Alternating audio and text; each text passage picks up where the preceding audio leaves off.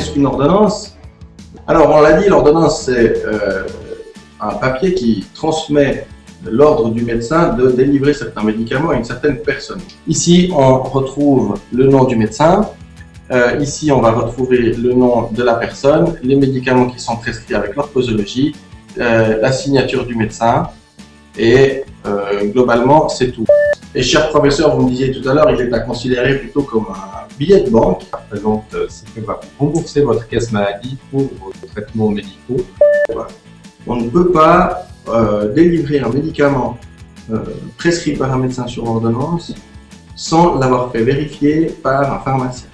Vous pouvez toujours le demander, ça il faut pas oublier ça. J'aimerais parler au pharmacien, j'aimerais parler à une autre personne. Si vous êtes servi par un homme et que vous avez un problème qui, à votre avis, ne concerne que les femmes et que vous avez pouvoir en discuter avec les femmes, vous pouvez aussi le demander ou inversement. Et quand on vient contrôler une ordonnance et qu'on constate que tout est en ordre, eh bien, au final, on fait ça et vous avez le timbre OK-Pharm sur l'ordonnance.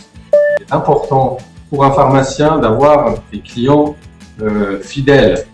Si vous avez une pharmacie, un dossier, vos médicaments que vous prenez au même endroit, il sera beaucoup plus facile pour nous de faire un travail de qualité. Le travail du médecin et du pharmacien sont complémentaires. Nous sommes les spécialistes du médicament en général et le médecin est spécialiste de la maladie.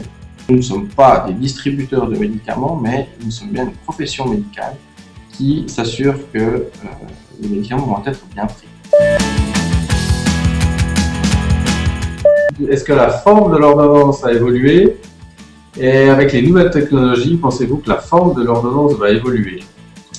C'est quelque chose qui va arriver dans ces prochaines années. L'ordonnance électronique, on n'y coupera pas, mais ça sera certainement coupé avec une carte de santé sur laquelle seront enregistrées les données de santé de la personne, auxquelles on pourra accéder que par des codes d'accès sécurisés entre professionnels de la santé, et le patient pourra choisir à quel professionnel il décide d'accorder quel accès. Prenez-vous des cours pour apprendre à lire l'écriture des médecins?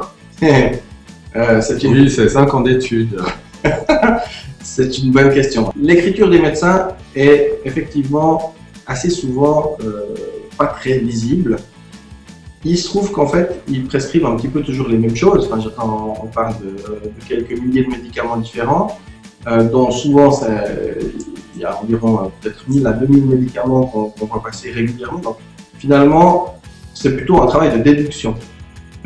Oui, effectivement, au bout d'un moment, on s'habitue à lire des écritures qui ne sont pas faciles à lire, mais c'est plutôt un travail de déduction. Donc, on arrive à lire les médicaments qu'on connaît. Quelle est la durée de validité d'une ordonnance? Par convention, une ordonnance qui est à renouveler, où le médecin a simplement précisé à renouveler, est une ordonnance qui est valable 6 mois. Mais la véritable validité d'une ordonnance est d'1 année.